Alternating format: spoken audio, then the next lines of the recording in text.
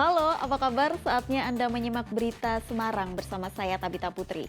Sejumlah berita menarik akan kami sajikan untuk Anda. Berikut 3 berita utama hari ini. Kecelakaan maut di ruas tol Ungaran Bawen, Kabupaten Semarang menewaskan 5 orang. Seluruh korban tewas telah dibawa pulang ke daerah asal di Jawa Timur.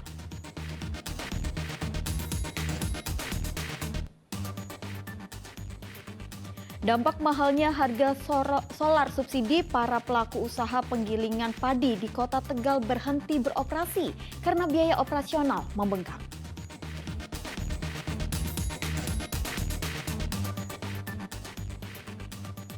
Batik tulis lasem bermotif kerikil dan rumput laut asal Rembang terpilih menjadi souvenir KTT 20.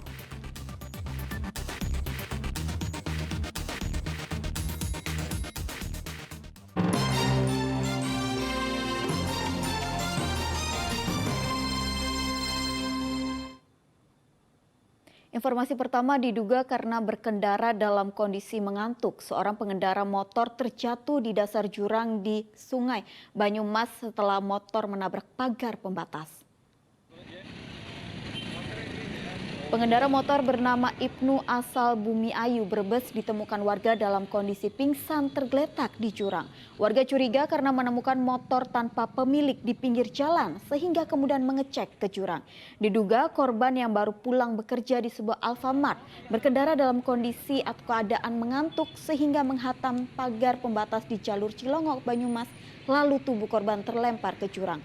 Warga kemudian mengevakuasi korban ke jurang ke rumah sakit untuk mendapat pertolongan.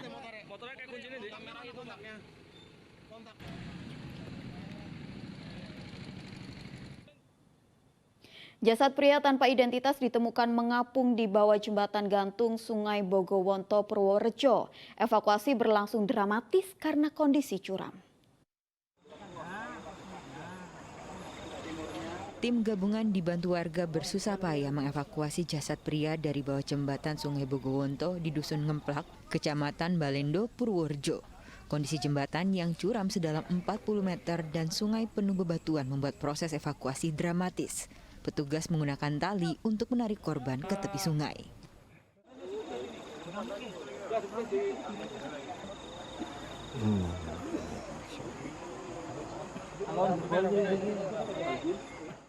Pria tanpa identitas ini menurut penuturan warga sekitar terlihat menyeberang Sungai Dangkal Sabtu sore. Namun 3 jam kemudian korban ditemukan tewas mengapung. Untuk korban sampai sekarang belum diketahui identitasnya. Adapun ciri-ciri seorang laki-laki kurang lebih umur 40 tahun memakai kaos lengan pendek warna hitam bertulisan Hard Rock dan celana kolor pendek warna abu-abu. Petugas mengirim jasad korban ke Rumah Sakit Umum Citrowardoyo, Purworejo untuk mengetahui identitas dan penyebab kematiannya. Wahyu Diono melaporkan dari Kabupaten Purworejo. Kecelakaan maut melibatkan sebuah minibus dan truk di tol Semarang-Solo ruas Ungaran Bawen, Kabupaten Semarang, sehingga 5 orang meninggal dunia. 5 jenazah telah dibawa pulang untuk dimakamkan. Diduga kecelakaan terjadi akibat sopir bus mengantuk. 5 jenazah korban kecelakaan maut di ruas tol Ungaran Bawen dipulangkan ke tempat asal ke Kota Malang, Pasuruan, dan Gresik, Jawa Timur Sabtu sore. Pemulangan jenazah setelah dilakukan visum. Pihak keluarga menyerahkan kuasa kepada pengantar jenazah untuk dibawa pulang. Ini nanti nunggu koordinasi sama dokter ke sini. Setelah itu kita langsung meluncur ke Pasuruan. Untuk jamnya belum tahu persis, nanti saya informasikan. Untuk perkiraan perjalanan berapa jam? Perkiraan 5 jam. 5 jam. 5 korban tewas dalam tabrakan maut di tol Semarang-Solo ruas Ungaran Bawen kilometer 438 di Desa Derekan, Kecamatan Pringapus, Kabupaten Semarang, Sabtu pagi. Minibus menghantam truk yang melaju di jalur lambat. Diduga kecelakaan terjadi akibat sopir minibus mengantuk.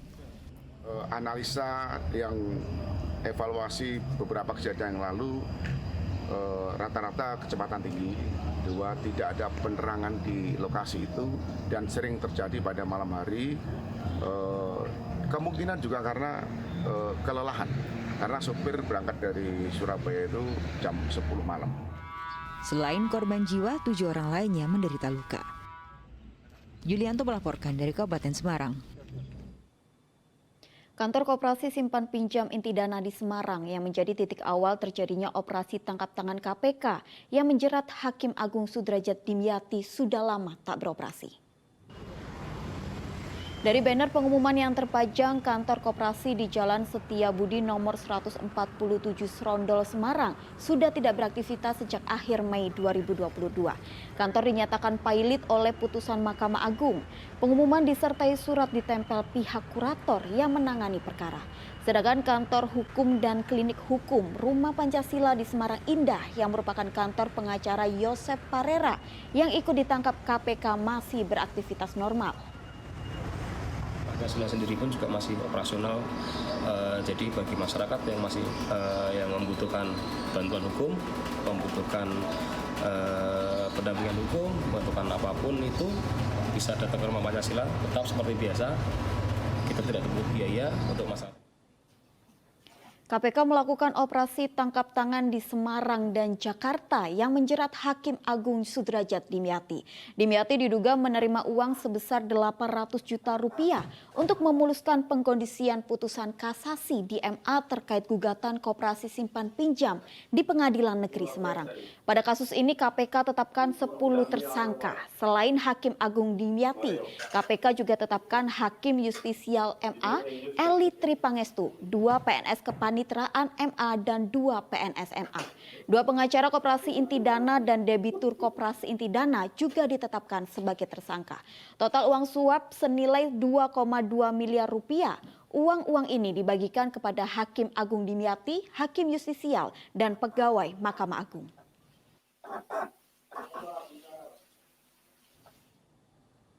Dampak kenaikan harga kacang kedelai, harga sejumlah komoditas, maksud kami seperti tahu dan tempe ikut melambung sehingga bikin pedagang pusing. Mensiasati kenaikan harga kedelai, para pengrajin tempe di Kledung Kradenan, Kecamatan Banyu Urip, Purworejo putar otak agar tempe bisa terjangkau pembeli. Para perajin memilih tidak menaikkan harga tempe, namun mengecilkan ukuran tempe. Selain mengurangi ukuran, jumlah produksi juga dikurangi agar tidak rugi. Harga tempe ukuran kecil dijual Rp650 per buah, sedangkan ukuran besar dalam plastik dijual Rp2.500 per buah. Berbeda dengan pengrajin di Purworejo, para pedagang tahu tempe di Pasar Simongan, Kota Semarang terpaksa menaikkan harga antara Rp500 hingga Rp1.000. Tahu ukuran kecil berisi 10 buah biasanya dijual Rp5.000, kini menjadi Rp6.000. Ukuran besar naik dari Rp7.000 menjadi Rp8.000. Para pedagang mengaku pilihan ini sulit karena harga tempe dan dari pengrajin naik Rp30.000 per tong imbas kenaikan kedelai.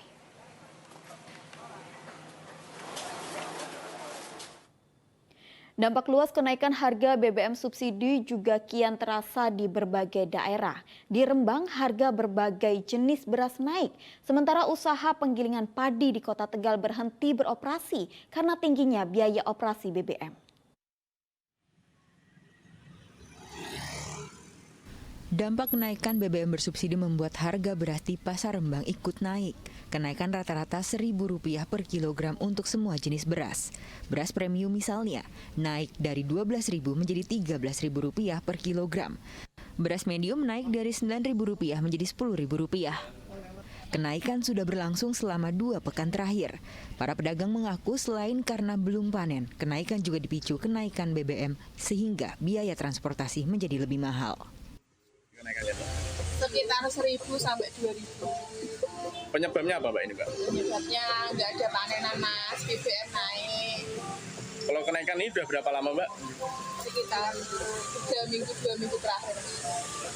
Nasib lebih memilukan dialami para pelaku usaha penggilingan padi di Kota Tegal. Selama beberapa hari terakhir, mereka terpaksa berhenti beroperasi karena mahalnya BBM solar bersubsidi.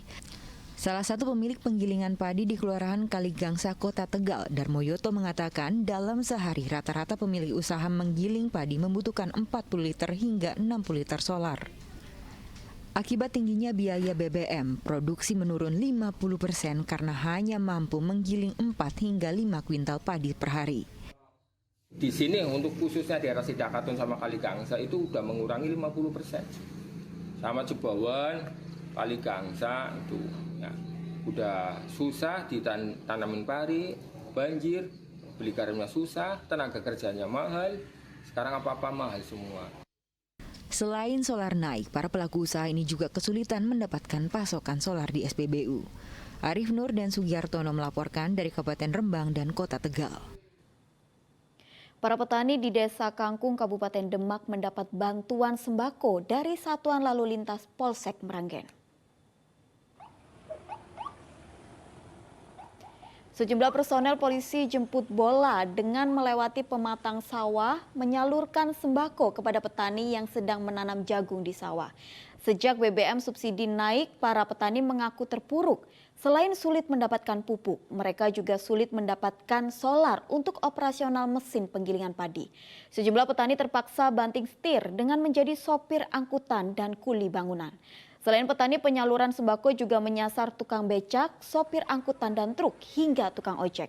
Sebanyak 50 paket sembako dibagikan sebagai bagian dari perayaan HUT ke-68 Polantas.